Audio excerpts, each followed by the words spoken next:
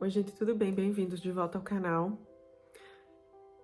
Vocês que me acompanham aqui já há bastante tempo, que me acompanham há pelo menos 2 anos, sabe que vai fazer 2 anos que a gente recebeu o diagnóstico do Ed, da condição rara que ele tem. Meu filho Ed está com 12 anos, foi diagnosticado aos 10 com FSHD, distrofia muscular fácil escápulo-humeral. É uma doença rara, genética, sem cura, que atinge principalmente os músculos do rosto, né, fácil, a escápula, os músculos aqui de trás e o humeral dos ombros e braços também. Mas ela é uma condição, né, uma doença que pode se espalhar pro resto dos músculos do resto do corpo, né, não atinge exclusivamente esses músculos. Então, tem alguns vídeos aqui falando sobre isso e tal. E uma doença genética, tá, gente? Assim, eu pesquisei bastante, eu não sou médica, né? Eu sou da área de informática, mas eu pesquisei bastante sobre essa condição, conversei muito com os médicos do Ed sobre isso, em todas as consultas. Dediquei bastante tempo pesquisando, conversando com outras pessoas, como eu disse, nos grupos do Facebook que tem de pessoas vivendo com essa condição.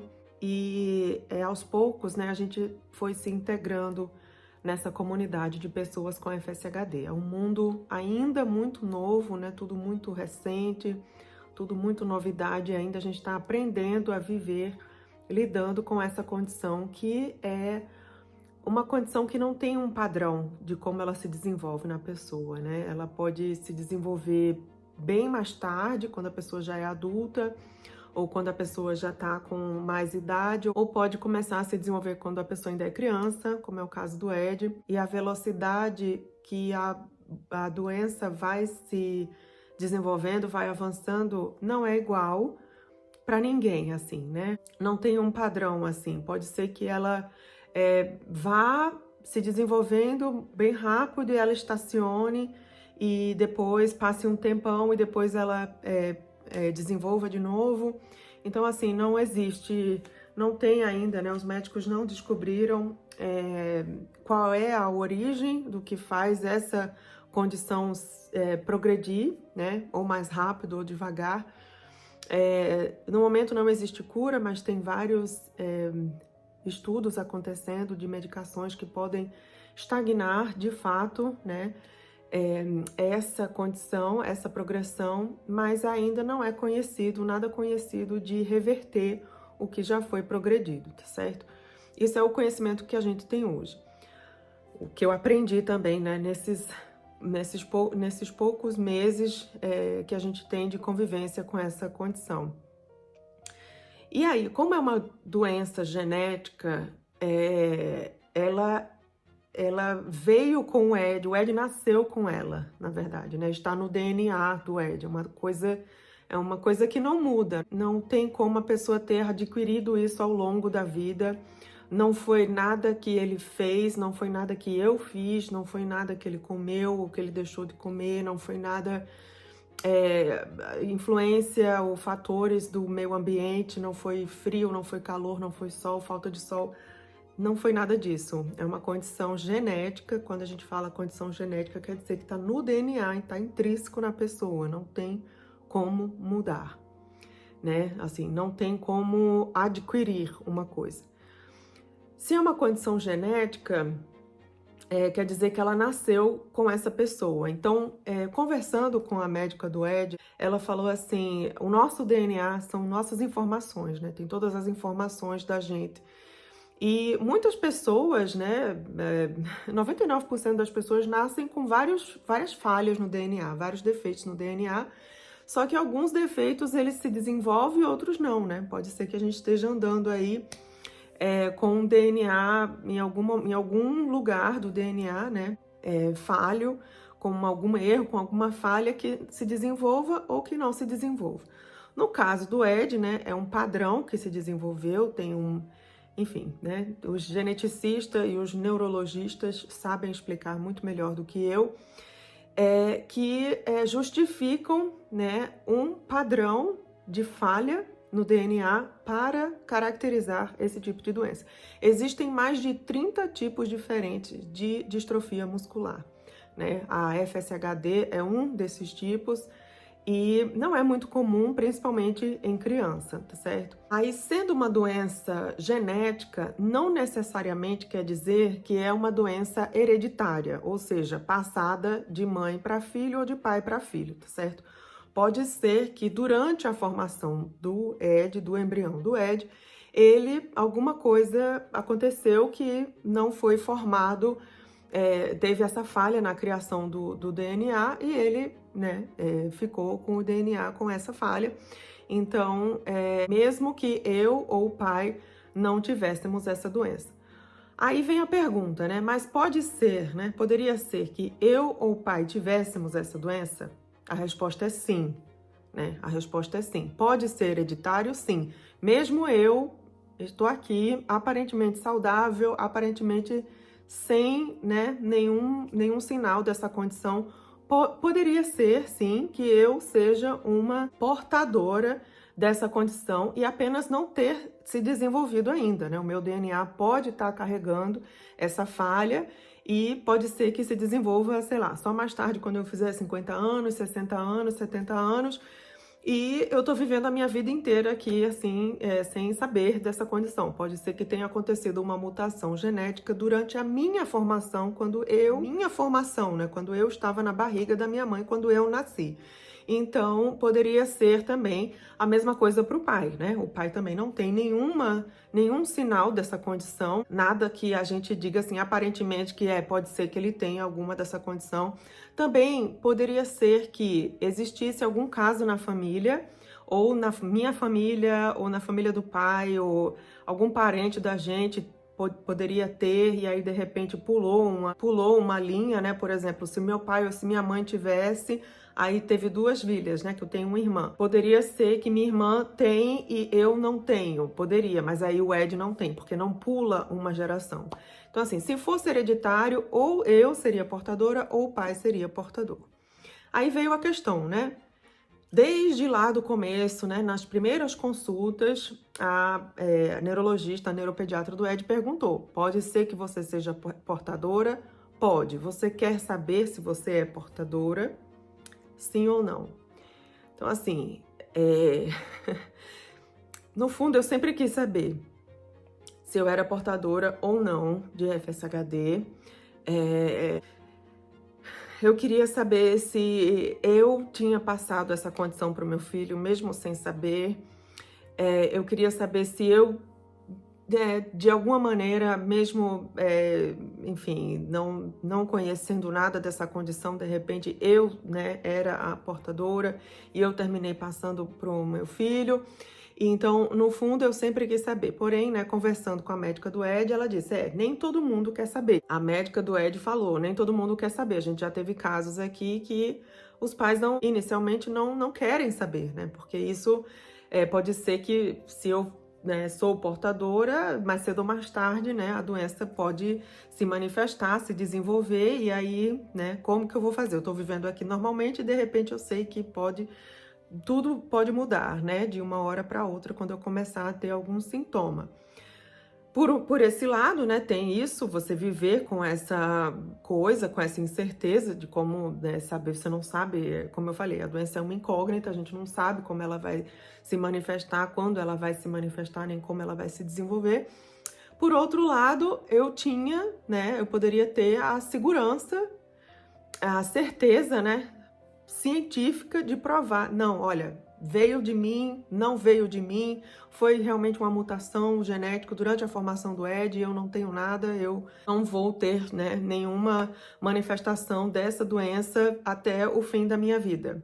No fundo, esse era o meu sentimento, porém, né, gente, a gente é ser humano, a gente sempre fica sem saber, né? O nosso corpo humano é uma caixinha de surpresa, a gente não sabe o que tem aqui dentro, o que tá passando aqui por dentro, no fundo. Então, assim, eu queria saber, mas eu sempre tive medo, na verdade, de saber. Mas, né, numa outra conversa com a médica, eu, né, bati o martelo, falei, não, eu quero saber, eu quero fazer o teste.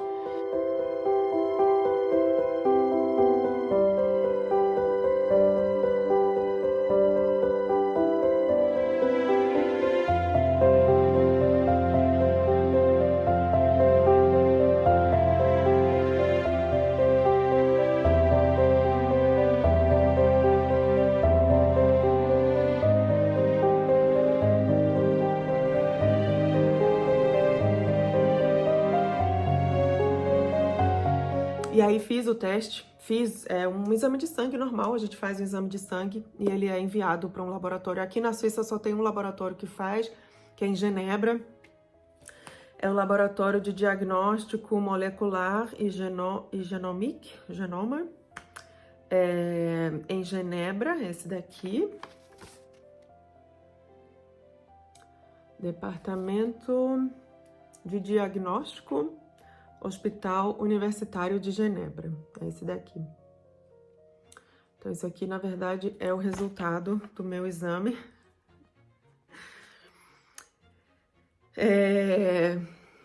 Eu tava muito nervosa. Vocês viram aí, né, gente, quando a gente foi para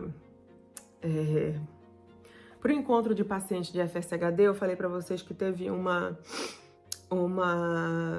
dos workshops que era pais de crianças com FSHD. E eu fui sozinha, o Ed não foi nesse workshop, era só pais, né?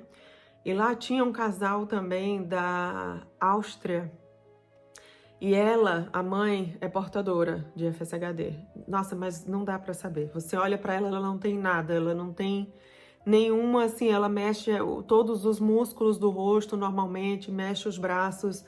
Ninguém, você olha pra ela, você não diz que ela tem nenhuma condição, não tem nada. Mas ela tem, ela é portadora e ela tem 2 filhos, eu acho que era um de 6 ou era 7 e um de 4. E aí ela começou a perceber sintomas, né? Ela não sabia ainda que ela tinha. E ela começou a perceber sintomas no filho dela mais velho e foi fazer o teste, deu positivo pro menino. O positivo é assim, na verdade, é a quantidade de repeats, né? A quantidade de repetições que tem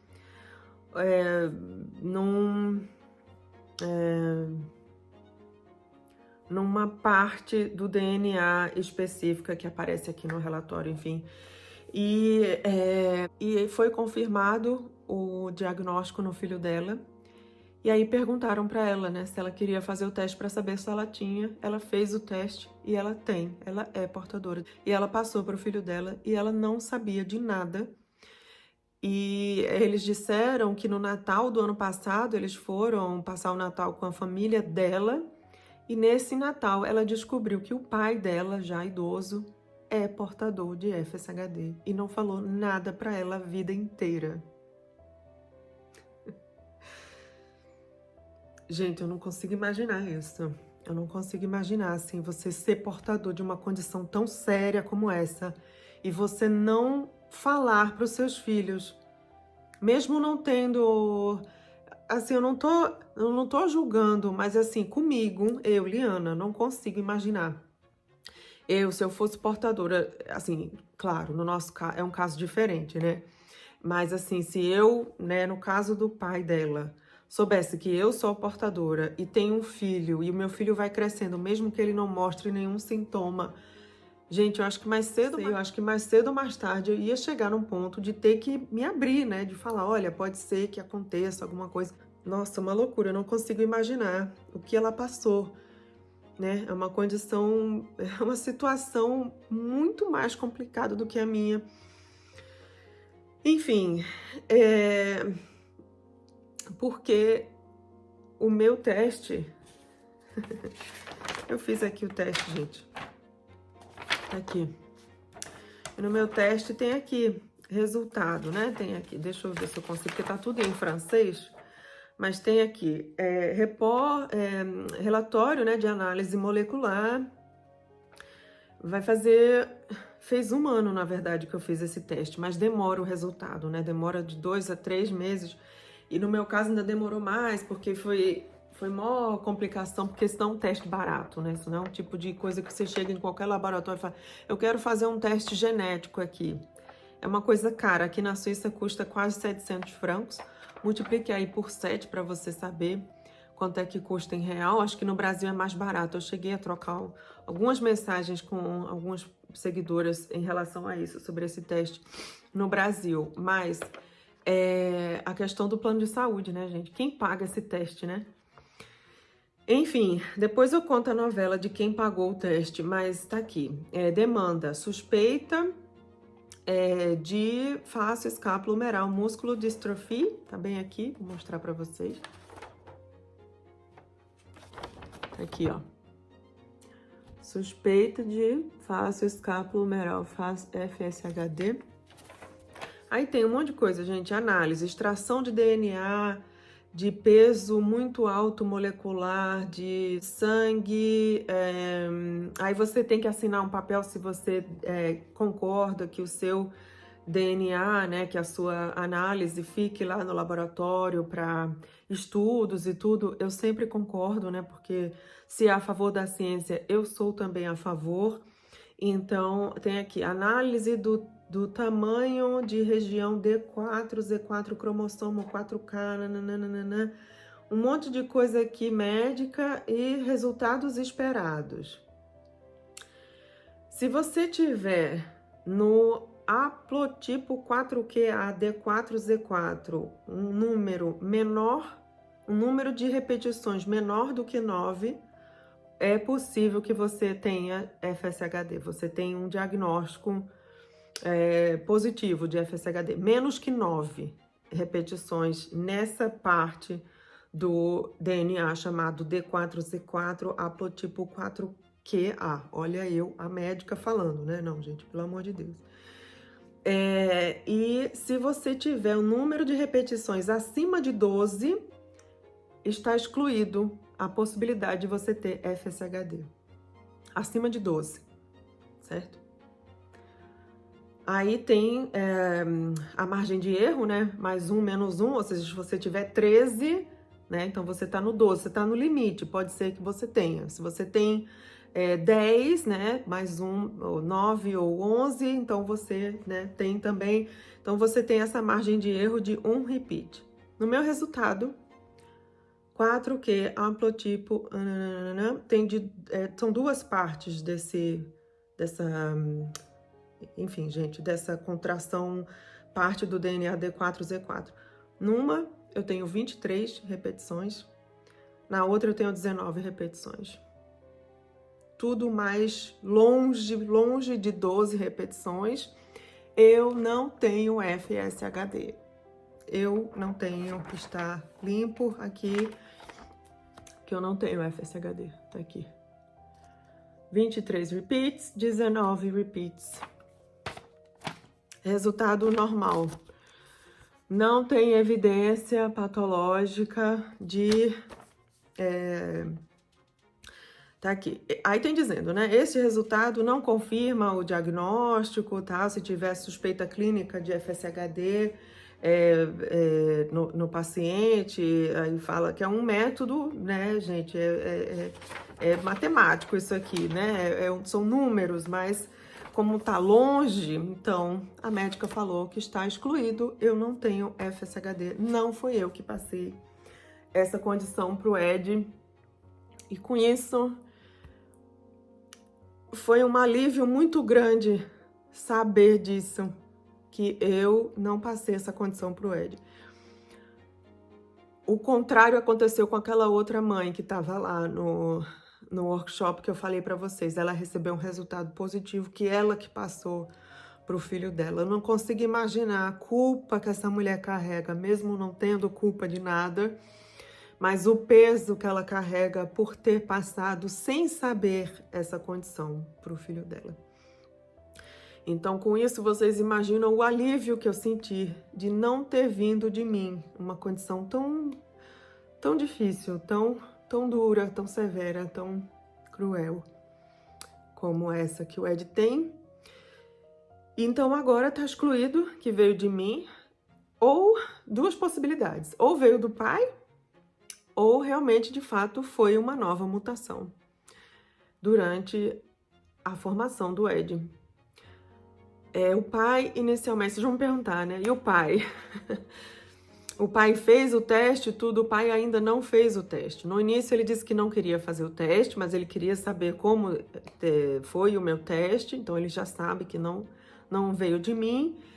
Então, agora ele disse que queria fazer o teste para saber se vem nele, mas ele ainda está naquela fase de saber a questão do seguro-saúde, né? Quem vai pagar, porque como eu disse, isso aqui não é barato Então, e não é simples também, né? Demora e tudo. Então, ele disse que vai fazer, vai esclarecer essa questão do seguro, mas disse que vai fazer para a gente saber. Não só para ele saber, né? Ele disse que ele mesmo saber, ele não queria saber. Ele é diferente, muito diferente de mim. Porque eu, para mim, né? Por mim mesmo, eu queria saber. Não muda muita coisa pro Ed, assim, né? Assim, ele tem, mas não tem... Não significa que se for herdado dos pais, se vai se desenvolver mais rápido, mais devagar. Não tem nenhuma prova médica, nenhuma resolução médica em relação a isso. Porém, né, isso foi um dos motivos para o pai ter se convencido a fazer, é que se o Ed for participar, né, agora de criança é mais difícil, mas adulto, de algum tipo de trial, né, que chama em inglês, algum tipo de estudo clínico, que ele vá testar alguma medicação ou tomar alguma medicação, é importante para os médicos saberem se é uma mutação espontânea, que eles chamam, uma nova mutação, uma nova cadeia que começou, ou se é herdado dos pais, né? Ou se já vem de uma cadeia, né? Então, é importante saber. Então, por isso também que ele se convenceu a fazer. Embora também ninguém na família dele tenha essa condição, não é conhecido que ninguém tenha essa condição, mas se ele tiver também, pode ter começado nele, mas pro Ed é importante saber, né? Até pro futuro dele, né? Enfim, se ele quiser ter filhos, enfim, há outras possibilidades. O Ed ainda é uma criança, né? A ciência evolui muito aí a cada dia, então a gente não pode... não é nenhuma sentença, assim, né? A gente não pode excluir nada, a gente tem que trabalhar com as informações que a gente tem. Então, o que a gente tem hoje, né? A gente tem a informação, a gente tem o diagnóstico do Ed que ele tem essa condição, foi provado, o Ed fez o teste genético, no teste dele tem o diagnóstico genético, né? Do teste genético de que ele tem FSHD. Eu não tenho, então agora é importante o pai fazer também para saber se ele tem. Mas, né, eu senti que, mesmo com um pouco de atraso, né, a gente já sabe dessa notícia há um tempo, mas, enfim, estava acontecendo tanta coisa que não deu para eu vir antes falar, mas eu sentia que eu tinha que, né, vir aqui falar com vocês, já que eu abri, né, esse capítulo aqui da nossa história, esse tópico, eu tinha que vir falar. Então, também não tenho nada para esconder, né, mesmo se eu tivesse, a gente ia continuar a luta, porque a luta aqui tá grande. Mas eu tenho muita fé, gente, que nada é em vão, que os planos de Deus são muito maiores, assim, do que a gente consegue enxergar aqui na Terra e diante de tudo que a gente está acontecendo, sabe? Pode ser que a gente nem esteja aqui para ver, né? No começo eu ficava me perguntando por quê, pedi muito a Deus para dar essa doença para mim, de não deixar pro Ed, mas eu acredito muito, tenho muita fé, acredito muito em Deus, de que nada é em vão, de que tudo tem um propósito. E tenho muita fé na cura do Ed, tenho muita fé, mas muita fé mesmo na ciência, sabe? Que a ciência é um instrumento. E tenho outras coisas aqui para falar, não vou misturar muito aqui os assuntos nesse vídeo, mas só para finalizar, de que eu ganhei muita força, tô ganhando muita força nessa caminhada. Deus, a minha força é Deus, minha força é Jesus, Nossa Senhora. Então me agarrei nisso, sabe? É isso que me dá força, que me dá fé, assim, para continuar todos os dias, assim, batalhando pela cura do Ed. Eu tenho fé na graça que a gente vai alcançar. Então, continuemos aqui, né? Agora, com mais essa boa notícia de que eu não fui diagnosticada com isso. Então, se vocês quiserem acompanhar a jornada do Ed, né, darem a mão ao Ed, já falei isso aqui, acompanhem o Instagram do Ed, gente, @juntoscomEd. Ele fica muito feliz quando ele vê os comentários lá, vê que tem gente nova seguindo ele, deixando comentário e tudo, deixando uma força para ele, porque é uma luta, é uma jornada que a gente vai passo a passo, assim, todos os dias. E o apoio de vocês, mesmo que virtualmente, é muito importante, tá certo? Então é isso, muito obrigada sempre por estarem aqui do nosso lado, nos ouvir e darem as mãos aqui a gente, tá certo? Então, muito obrigada, um beijo e até o próximo vídeo. Tchau!